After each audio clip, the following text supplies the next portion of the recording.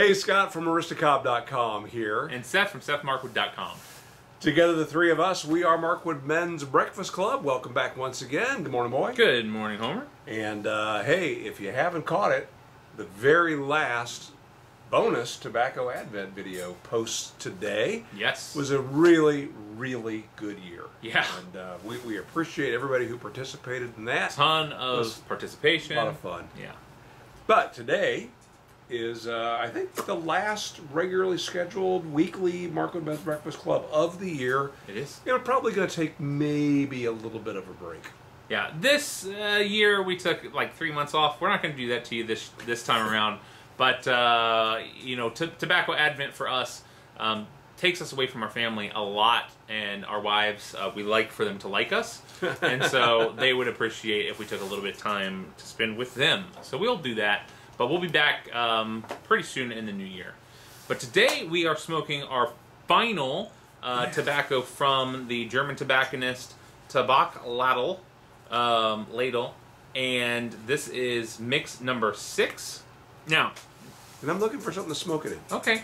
This is a mix that we are very familiar with because we have smoked this probably second to 1Q. Tends to be our go-to when we're not smoking 1Q. In fact, I have a tin over here. I have several tins in my bag. I always carry one of these with me. Homer, I know, always carries these with him. So this will be... Are we going to open a new one? We're going... Well, you bought 6 of them. I know, I feel right I feel like we need to open this to be consistent. I like to have them air out, though. So that one over there is already open. I know, but we haven't let any of the other ones air out. All right. To be fair to the process, we need to open this one. So while Boy is opening that, we'll get started on a topic.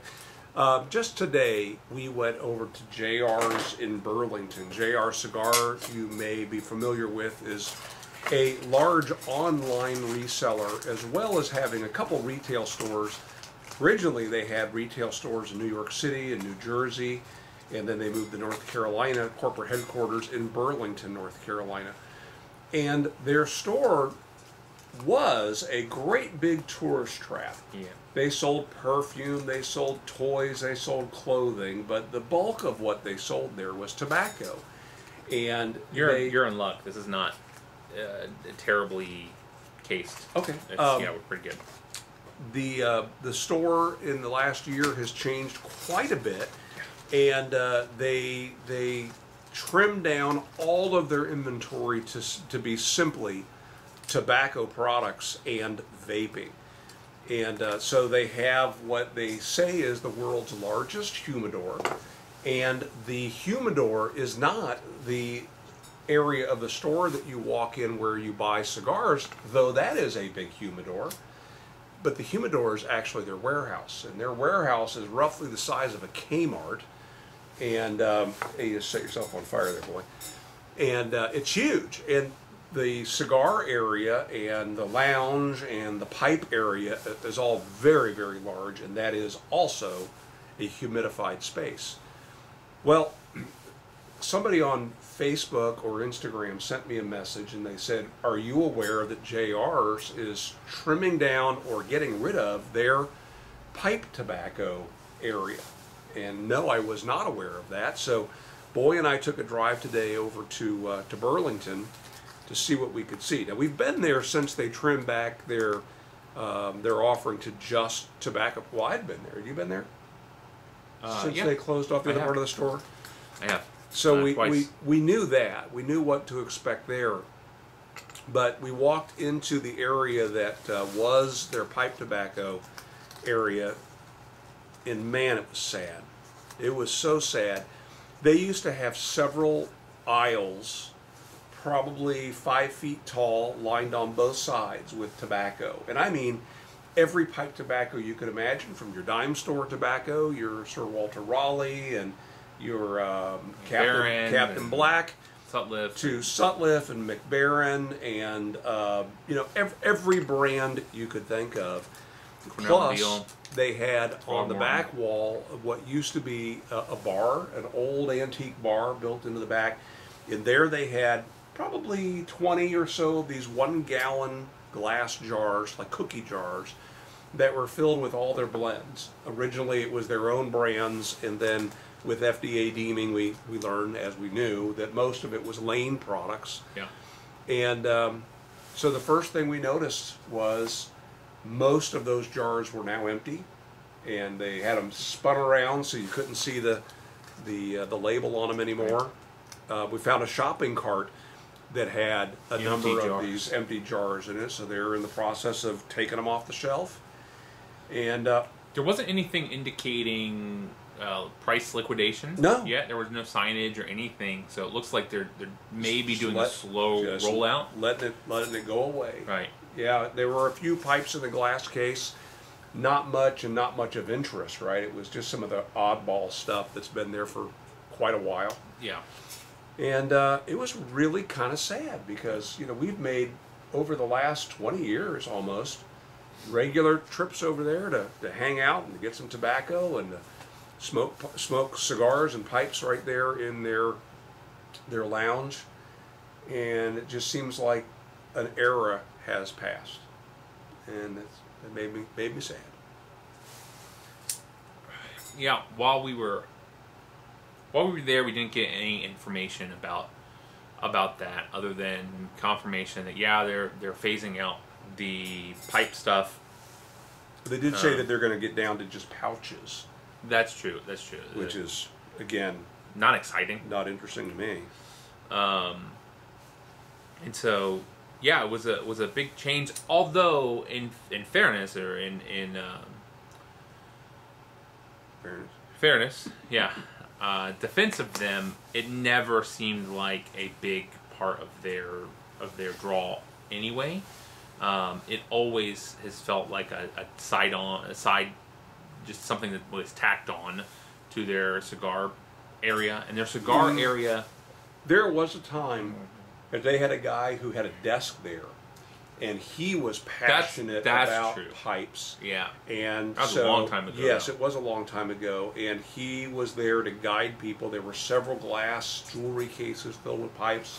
The wall all the way around had lots and lots of tobaccos as well. And I guess that's one thing I will say about them. They have had and still have some people that are incredibly knowledgeable about whatever their area is.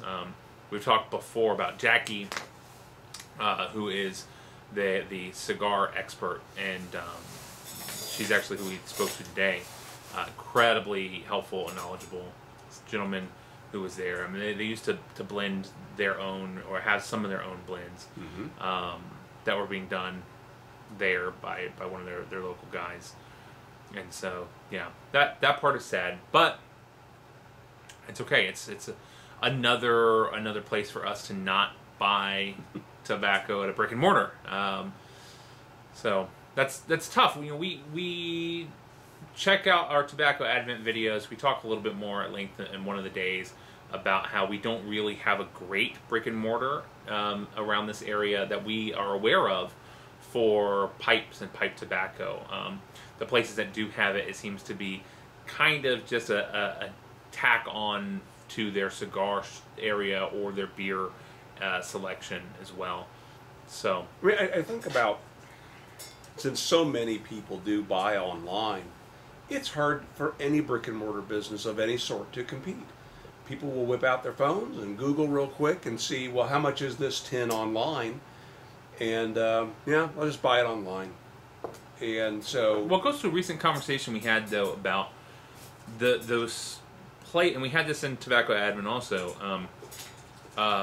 What you need to do as a business is you have to evolve and become something different, something that people can't get online, which is why the places that we've seen that are becoming successful, and even JR's is doing this to a degree, have become membership places. That they have found their core audience, and they're relying on them to keep the business afloat, instead of relying on people coming off of the street and just the drive-by. Yeah, and you know, building the revenue that way.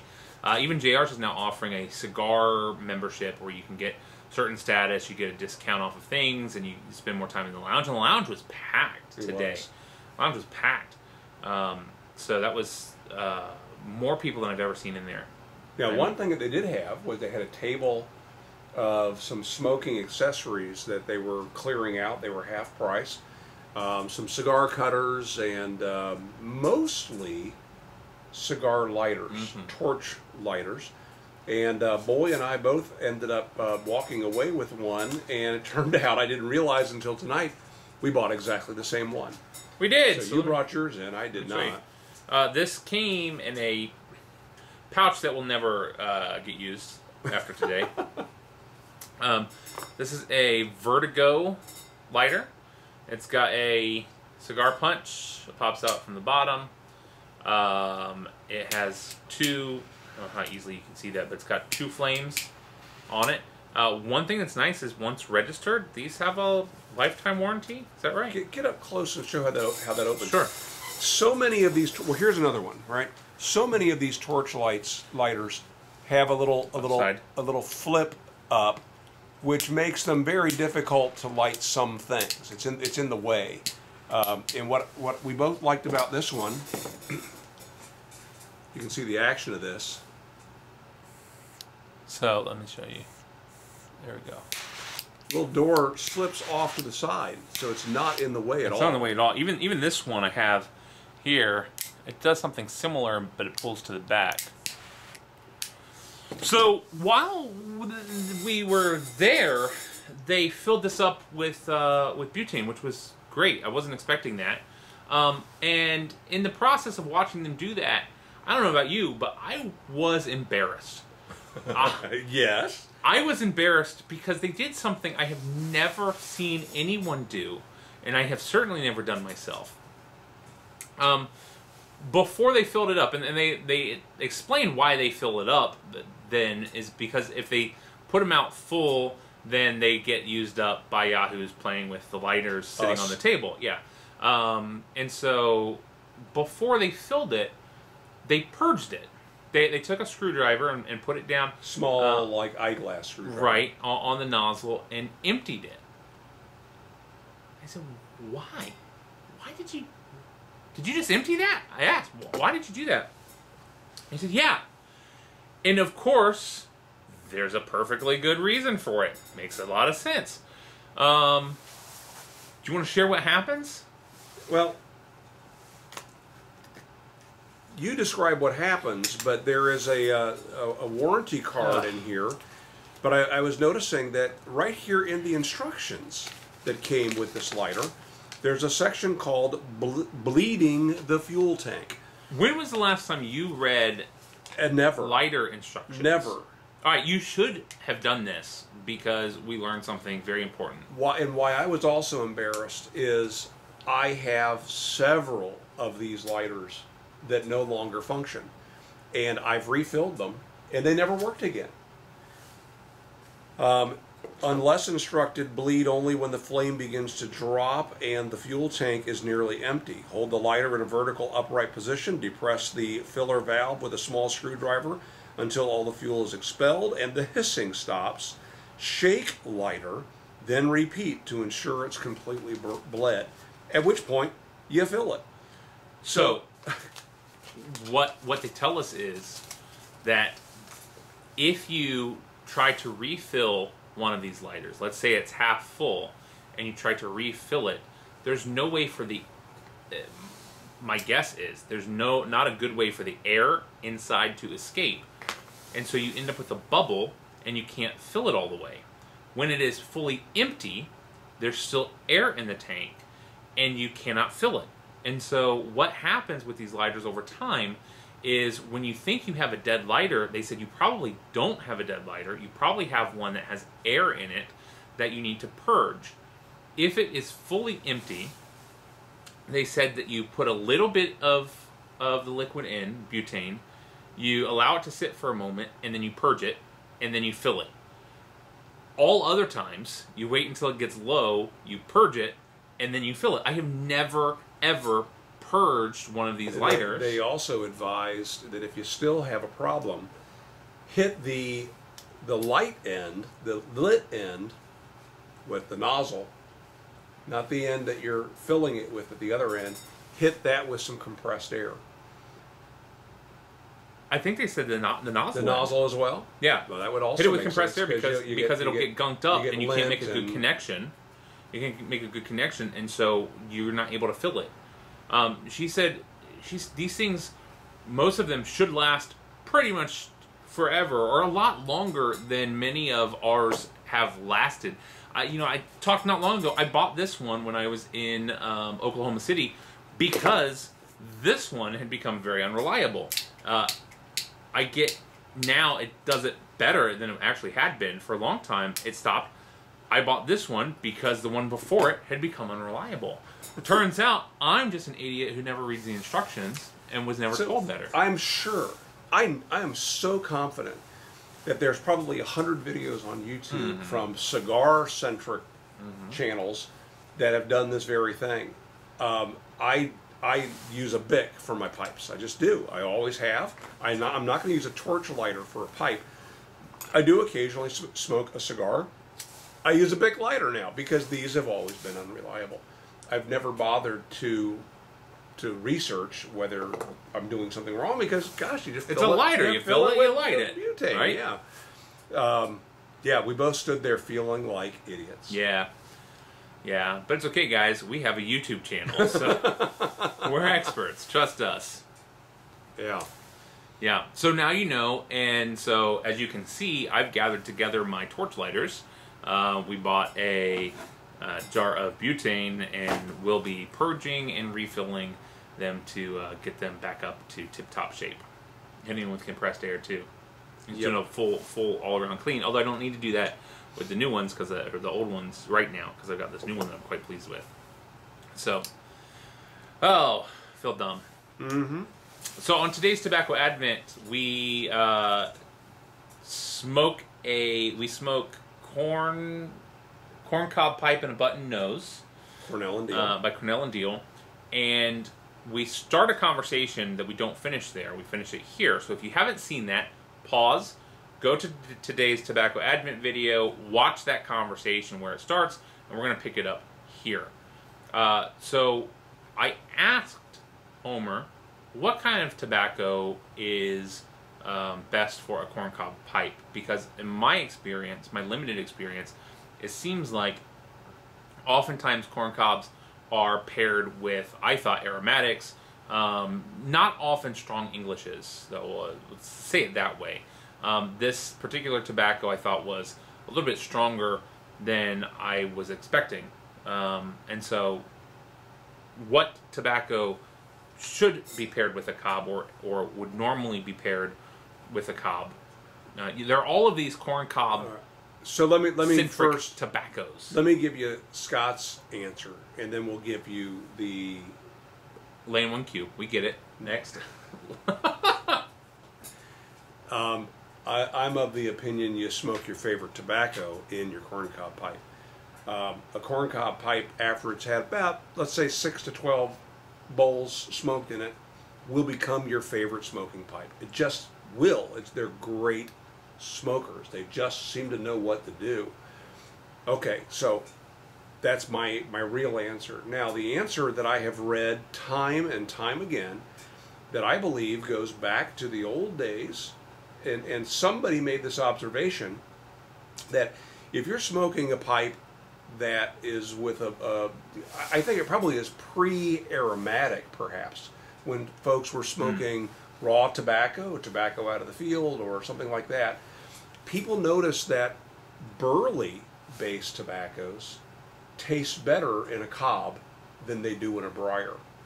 Now, burleys are a stronger tobacco. They're a little bit more acidic, and folks find them harsh. Some folks find them harsh, and they notice that smoking in a corncob pipe seems to lighten that up a little bit. Now, I think that has more to do with the fact that corncobs in general just smoke better. They breathe a little bit. They take in some air. I think it's aerating the smoke more than you're going to get with a briar. So if you've got a pipe or a tobacco that you've just never really enjoyed, before you give up on it, stick it in a corncob. But that's the old saying, is that burleys are a corncob pipe's favorite tobacco. I really don't care what tobacco my pipe enjoys. I enjoy Lane 1Q.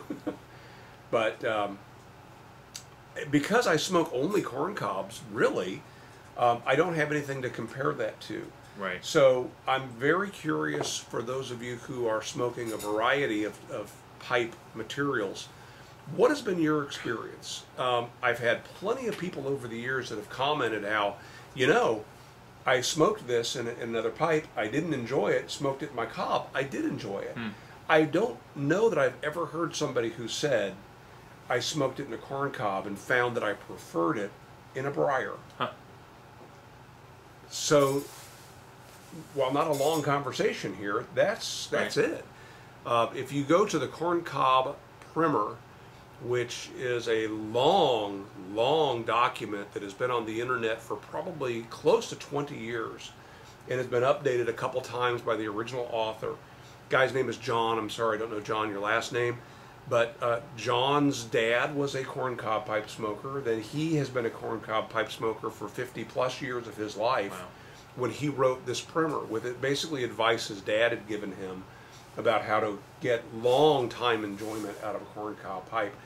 And I want to say his was the very first place I ever read someone talking about smoking burley in a corncob. There you go.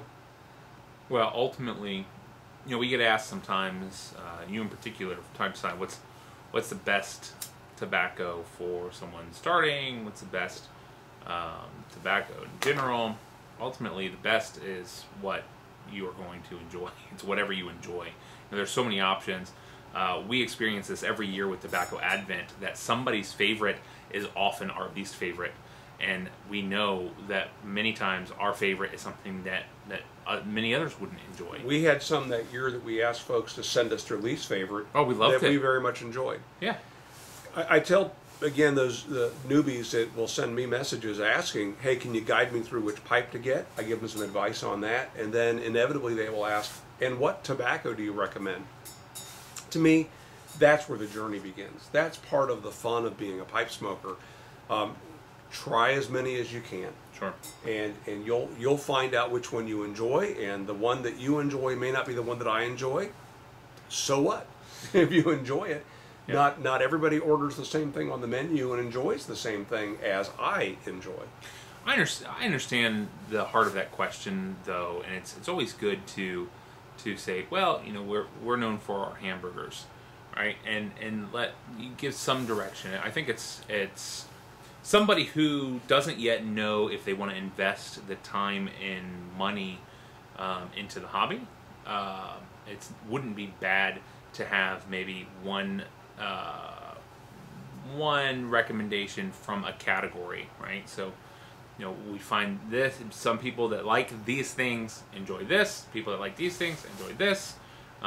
You're going to have to pick for yourself, but this is a good place to start. One question that does come up that does give some guidance is people will say, I may be able to smoke in the house or in the car, but I need to make sure that what I'm smoking is not offensive to someone. What do you recommend?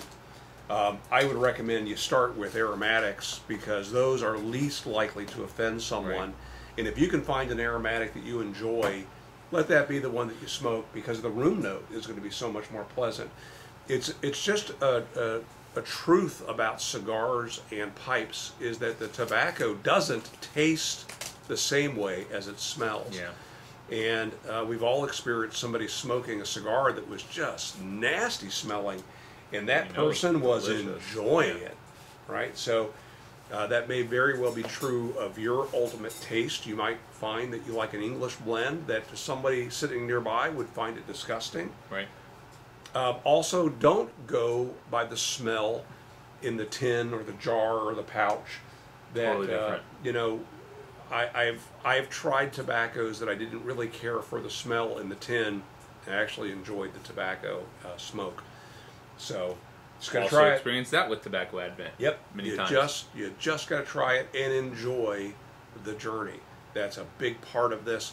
You know, I settled it on Lane 1Q years ago, and there's a part of me that was a little sad that I found my favorite so early on.